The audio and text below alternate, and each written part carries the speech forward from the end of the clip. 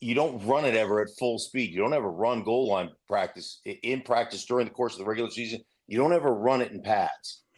So, the analytics behind, hey, you should go for it, to me is bullshit because ultimately, if you already run one, like the second one you have isn't the one you're in love with. And if you come out and line up and they call timeout, well, now they've already seen the formation of the one you love. And so there's a lot of stuff that goes into the 2 point conversion plays where at times you just get into your third down package from the 2 yard line or whatever it is, and run those things. So like there's a lot of different things that I always look at. Like, what if you haven't blocked the three technique all day long?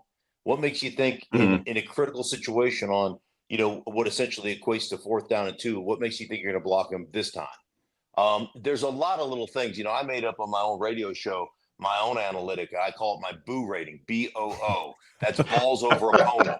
Are my balls bigger than your balls? Because if my balls are bigger than your balls, then I think I can have success.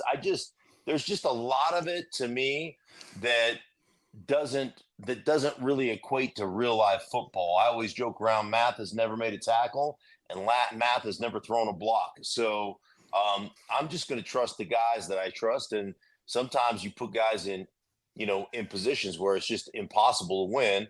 And you got to understand the game, and you've got to understand the situation. And so I think great coaches, I think so a lot of the bad decisions, the bad clock management of today's game is really based on coaches turning over turning to the analytics and then not being completely in sync with what's going on in the game. And I think it's added to some of the indecision and some of the poorly used timeouts and some of the Mhm. just some of the bad decisions that are made on a Sunday to Sunday basis.